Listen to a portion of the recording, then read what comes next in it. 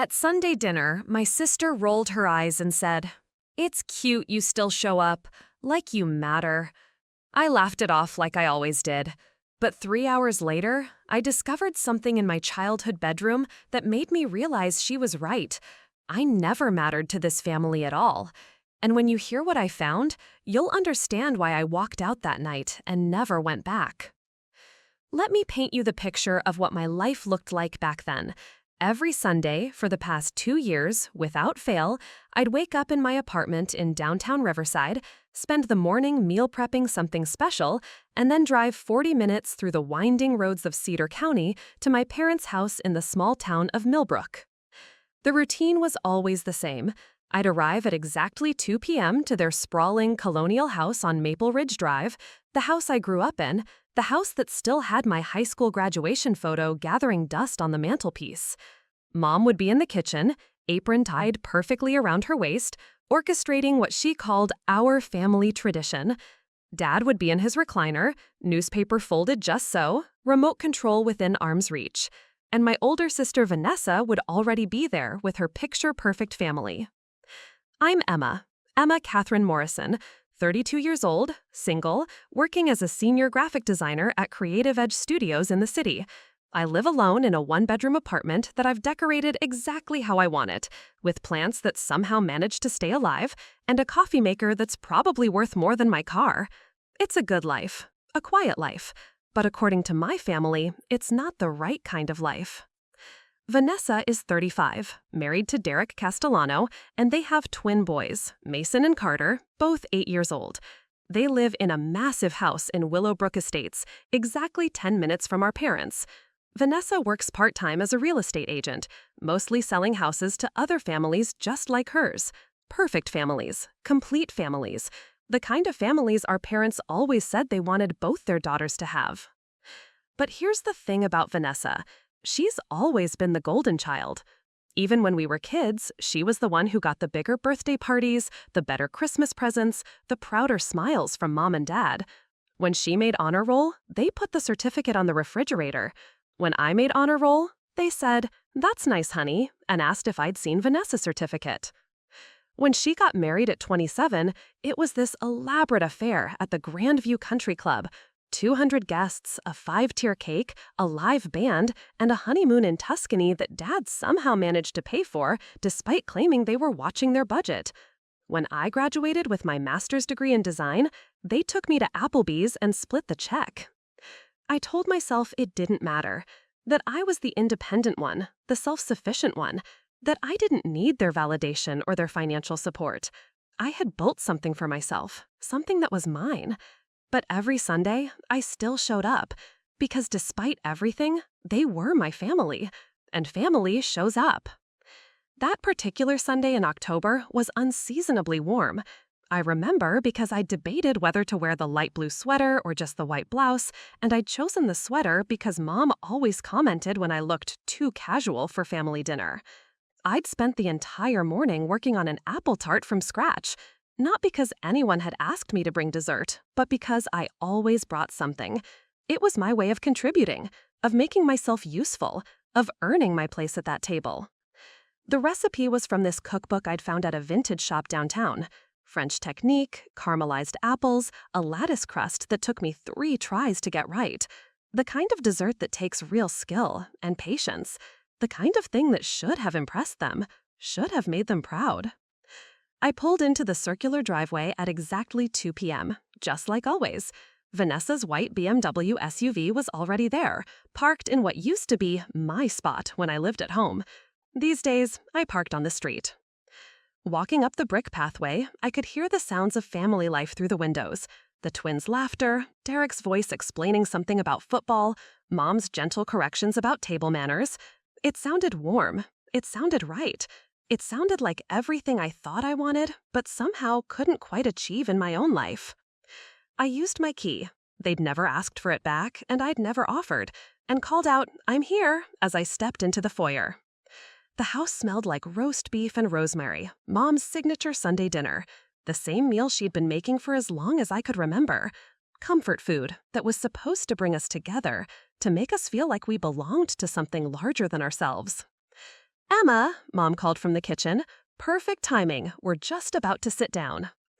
I made my way through the house I knew by heart, past the living room with its cream-colored couches that we were never allowed to sit on as kids, past the photos lining the hallway, mostly of Vanessa's wedding, the twins' school pictures, family vacations I'd somehow never made it into the frame for, past my old bedroom, now converted into Mom's craft room, though she'd kept my twin bed just in case I ever wanted to stay over. In the dining room, the good china was already set. Mom only used the good china for special occasions, but somehow Sunday dinners counted as special when Vanessa was there. When it was just me visiting, we ate off the everyday plates in the kitchen. The twins were already in their seats, fidgeting with their napkins and eyeing the basket of dinner rolls. They were good kids, polite, well-behaved, the kind of children who said please and thank you without being reminded. They called me Aunt Emma, but there was always a certain distance there, like they'd been coached on how to interact with me, friendly but not too friendly, included but not quite. Derek stood up when I entered the room, giving me one of his trademark firm handshakes. Derek was the kind of man my parents had always said they wanted me to marry. Stable job in finance, nice house, good family background. He was perfectly pleasant and perfectly boring, and he worshipped the ground Vanessa walked on, which, according to my parents, was exactly how it should be. "Emma, good to see you," he said, with that practiced smile he'd perfected over the years. "How's the design world treating you?" "Can't complain," I replied, setting my purse down and smoothing my sweater. "How are things at Morrison & Associates?" I always asked about his work because it seemed like the polite thing to do, even though his job in corporate accounting sounded about as exciting as watching paint dry. "Busy season coming up," he said, settling back into his chair. "You know how it is." I didn't, actually. My work was creative, unpredictable, feast or famine, in a way that Derek's steady corporate job could never be, but I nodded anyway. Vanessa was on her phone, thumbs flying across the screen with the kind of urgency that suggested whatever she was typing was far more important than anything happening in this room. She'd always been like that, physically present but mentally somewhere else, somewhere more interesting, somewhere that mattered more. She looked up briefly when I walked in, gave me a quick once-over that somehow managed to catalog every flaw in my appearance, and then went back to her phone. "Oh, good," she said without looking up. "Emma's here with another Pinterest project." That stung, but I was used to it. Everything I did was dismissed as a Pinterest project or a cute hobby. Never mind that I'd built a successful career doing exactly the kind of creative work she seemed to think was beneath notice.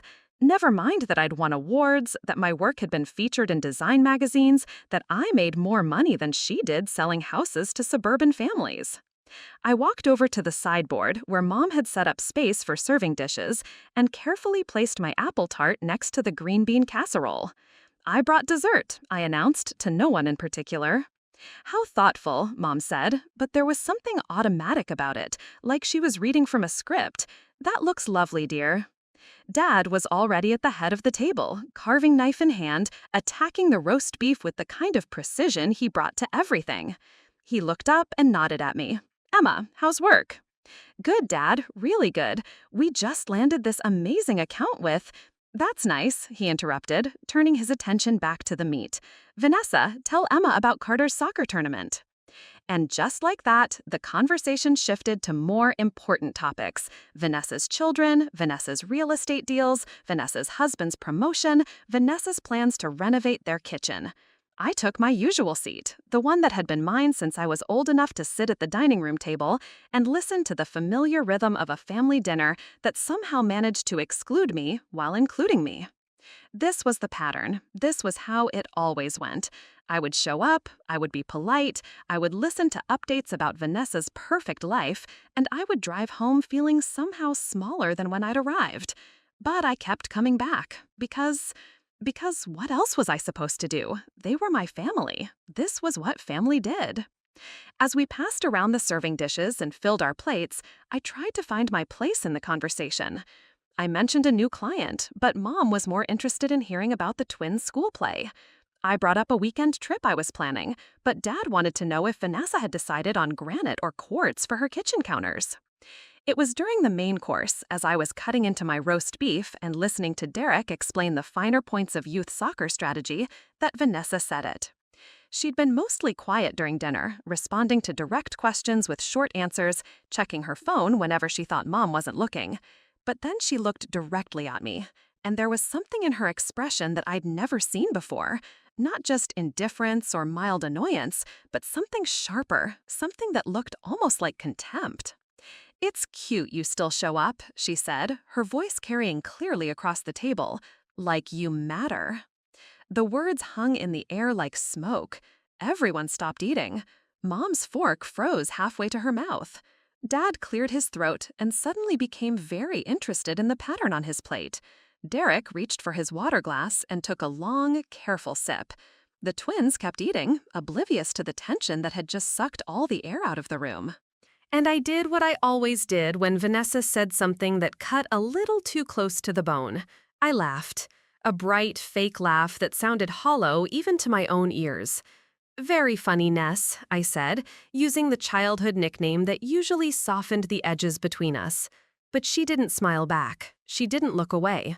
She just kept staring at me with those cold blue eyes that were so much like our mother's, and I realized with a sinking feeling in my stomach that she wasn't joking.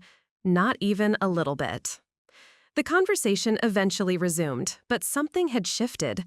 The easy family banter felt forced now, performative, like everyone was acting out their parts in a play where I'd somehow forgotten my lines. I finished my dinner without really tasting it, complimented Mom on the roast beef, and helped clear the table like I always did. But Vanessa's words kept echoing in my head. Like you matter. The way she'd said it, with such casual cruelty, as if she were stating an obvious fact that everyone else already knew. Did I matter? To this family? To these people who shared my DNA but seemed to speak a language I'd never quite learned? Or was I just going through the motions of belonging to something that had never really wanted me in the first place? After dinner, we moved to the living room for what Mom called family time. This was the part of Sunday dinner that I'd grown to dread most. Not because anything dramatic happened, but because of how utterly ordinary it was, how seamlessly I was woven into the background of my own family's life. Vanessa curled up on the cream-colored sectional that had been off-limits during our childhood, her legs tucked under her like she owned the place, which, in many ways, she did. Derek settled beside her, one arm draped casually across the back of the couch, the other hand resting on her knee in that unconscious way that couples touch when they've been together for years and still actually like each other. The twins sprawled on the carpet with their tablets, earbuds in, lost in whatever game was currently consuming their 8-year-old attention spans. Mom bustled around, collecting coffee cups and asking if anyone wanted decaf. Dad had claimed his leather recliner and was already reaching for the remote, ready to find whatever football game was on. I sat in the chair that had somehow become mine over the years, not because anyone had designated it as such, but because it was the only seat left whenever I arrived. A floral armchair that Mom had inherited from my grandmother, positioned at an angle that made me feel like I was watching the family rather than being part of it. This was when the real conversations happened, when the polite dinner table topics gave way to the actual business of being a family. Plans were made, decisions were discussed, inside jokes were shared, and I sat in my inherited chair, listening to it all unfold around me like I was a guest who'd overstayed her welcome. "So the contractors think they can start the kitchen renovation next month," Vanessa was saying, scrolling through photos on her phone. "We're going with the white cabinets and the subway tile backsplash. Very clean, very modern." "That sounds lovely, sweetheart," Mom said, settling onto the couch beside her.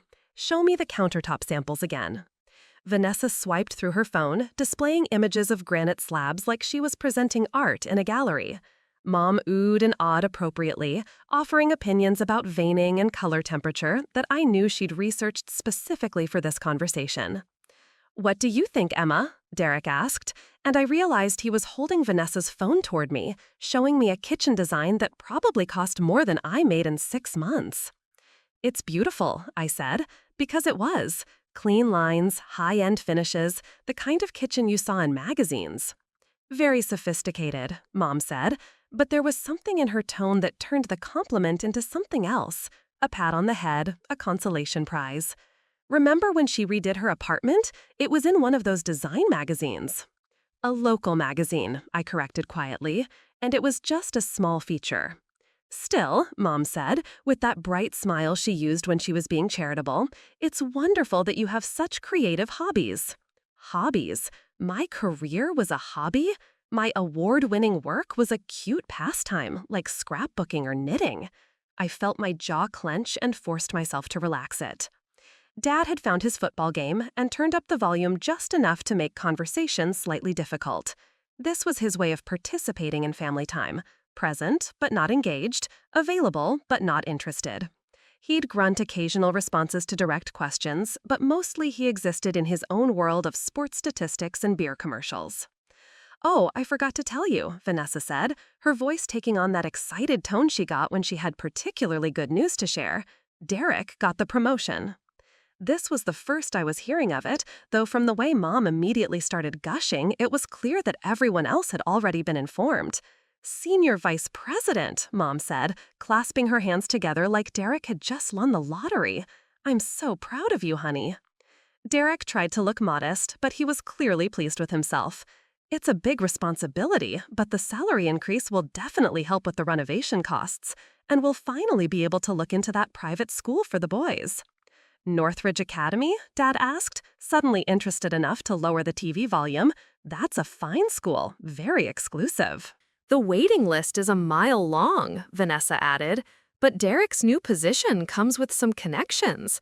Mr. Henderson's son went there, and he's offered to make some calls." I watched this exchange with growing understanding. This was how things worked in their world. Connections led to opportunities. Opportunities led to advancement. Advancement led to the kind of life that my parents valued above all else. The kind of life that came with country club memberships and private school educations and kitchen renovations that cost as much as some people's cars. "What about you, Emma?" Mom asked, turning to me with that polite interest she reserved for distant relatives and acquaintances. "How's your little business going?" My little business. Not my career, not my company, not the design studio where I was a senior partner. My little business. "It's going well," I said, trying to keep my voice level. "We just signed a contract with Meridian Hotels to redesign their entire brand identity. It's a pretty big deal." "That's nice, dear," Mom said, already turning back to Vanessa. "Now, about the boy's birthday party next month." And just like that, the conversation moved on. My professional achievement, something I'd worked toward for months, something that would establish my studio as a major player in corporate design, was dismissed with the same enthusiasm Mom might show for news that I'd successfully assembled a piece of IKEA furniture. This was the pattern. This was how it had always been. Vanessa's news was celebrated, discussed, analyzed from every angle. My news was acknowledged and immediately forgotten. When Vanessa bought a new car, we spent an hour talking about features and financing options. When I bought my first car after college, Dad asked if I'd gotten a good interest rate and then changed the subject. When Vanessa got engaged, Mom cried happy tears and immediately started planning the wedding. When I graduated summa cum laude with my master's degree, they took me to dinner at a chain restaurant and asked if I thought Vanessa's engagement photos came out well. I told myself it was because Vanessa's life was more interesting. She had a husband, children, a house in the suburbs, all the traditional markers of success that my parents understood. My life was smaller, quieter, less conventional. Of course they were more invested in hers. But sitting in that floral armchair, listening to them plan the twins' birthday party without asking for my input, I started to wonder if there was something more deliberate about my exclusion, something intentional about the way I was always on the periphery of family discussions, always the last to know about important news, always the afterthought. The twins had abandoned their tablets and were now sprawled across the carpet, building something elaborate with Legos they'd apparently brought from home. They worked together with the kind of easy cooperation that comes from being best friends as well as brothers, occasionally consulting each other in the private language that twins sometimes develop. "Look what we made, Mom," Carter called out, holding up what appeared to be a spaceship or possibly a robot. It was hard to tell, but his pride was unmistakable. "That's wonderful, baby," Vanessa said, snapping a photo with her phone. "Dad's going to love seeing this when he gets back from his business trip." "Can we show Grandma and Grandpa?" Mason asked, and Mom immediately got down on the floor with them, exclaiming over their creation with the kind of genuine enthusiasm I hadn't seen from her in years. "You're both so creative," she said, examining their Lego construction like it was a work of art. "Just like your mother when she was your age. Remember, Vanessa? You used to build the most amazing castles." I remembered those castles. I also remembered building my own elaborate structures, spending hours creating detailed worlds with my own Lego sets. But somehow, those memories never came up during these family reminiscing sessions. It was as if my childhood had been edited out of the official family history, leaving only Vanessa's achievements and milestones worth remembering. "Emma, do you remember that castle I built when I was 10? Vanessa asked, looking at me with what might have been genuine curiosity. "The one with the working drawbridge?" "I remember," I said. "It was impressive." What I didn't say was that I remembered building my own castle the same week, one that had taken me twice as long and featured not just a working drawbridge, but also a functioning elevator system I'd designed myself. But my castle had never made it into family legend. "Mom's face lit up," Vanessa continued. "We should find them and show the boys." Mom's face lit up. "Oh yes, I know exactly where those photos are. I'll get them after we finish here." More photos of Vanessa's childhood achievements. More evidence of her creative genius and remarkable talents. More documentation of the child who had mattered enough to have her creations preserved and celebrated. I excused myself to use the bathroom, needing a moment away from the family tableau in the living room. Walking down the hallway, I passed the photo wall again. All those carefully framed moments from Vanessa's life. Her wedding, her children, her real estate awards, family vacations where she was always front and center. There were a few photos of me, scattered here and there like afterthoughts. My high school graduation, looking awkward in my cap and gown. A family Christmas photo from several years ago where I was standing slightly apart from the group, as if I'd been added to the frame at the last minute. A photo from my college graduation where I was barely visible behind Vanessa, who had somehow managed to position herself prominently in what was supposed to be my moment. Looking at that photo wall, I realized something that made my stomach clench with a familiar ache. I wasn't just overlooked in my family. I was systematically erased. Not dramatically, not obviously, but gradually and consistently, until I became a background character in my own life story. When I returned to the living room, the conversation had moved on to vacation plans. Vanessa and Derek were considering a trip to Disney World with the twins over spring break. Mom and Dad were thinking about a cruise to Alaska. Everyone had plans. Everyone had adventures on the horizon. "What about you, Emma?" Derek asked, and I could tell he was making an effort to include me. "Any trips planned?" "I'm thinking about going to Portland for a design conference," I said. "There's a workshop on sustainable branding that looks really interesting." "Portland's nice," Dad said, without looking away from the TV. "Good coffee." That was it. That was the entire family response to my potential professional development opportunity. Good coffee. But when Vanessa mentioned possibly extending their Disney trip by a day to visit Derek's college roommate in Orlando, that sparked a 15-minute discussion about the best time to travel, hotel recommendations, and whether the boys were old enough to appreciate certain attractions. Sitting in my grandmother's floral armchair, watching my family plan their exciting futures without me, I felt something shift inside my chest. Not heartbreak exactly, but a kind of weary recognition. Like finally admitting to yourself that a friendship you've been clinging to has been over for a long time. The evening wound down the way Sunday dinners always did. Vanessa packed up the twins' toys while Derek helped Dad clean up the coffee cups. Mom wrapped up leftover roast beef and insisted that Vanessa take it home for Derek's lunches this week. Nobody offered me leftovers. Nobody asked if I needed anything for the week ahead. As they gathered their things and prepared to leave, there were hugs and kisses and promises to call during the week. The twins hugged their grandparents goodbye, sweet and sleepy after their day of being spoiled and adored. Derek shook Dad's hand and thanked Mom for dinner. Vanessa hugged Mom and whispered something in her ear that made them both laugh. Then she turned to me, and for a moment, I thought she might apologize for her comment at dinner. But she just gave me the same polite, distant hug she might give an acquaintance at a dinner party. "See you next week," she said, but there was something in her tone that suggested she wouldn't be particularly disappointed if I didn't show up. I helped Mom finish cleaning the kitchen while Dad walked Vanessa's family to their car. Through the window, I could see them all gathered on the driveway, talking and laughing about something I wasn't part of. Mom was loading the dishwasher with the kind of focused efficiency that suggested she was ready for the evening to be over. "Dinner was lovely, Mom," I said, drying the good china by hand the way she'd taught me when I was young. "I'm so glad you enjoyed it, dear," she replied, but she was already thinking about something else. Probably the busy week ahead, or Vanessa's kitchen renovation, or the twins' birthday party that was being planned without my input. I said goodbye to my parents, collected my empty tart pan, and walked out to my car parked on the street.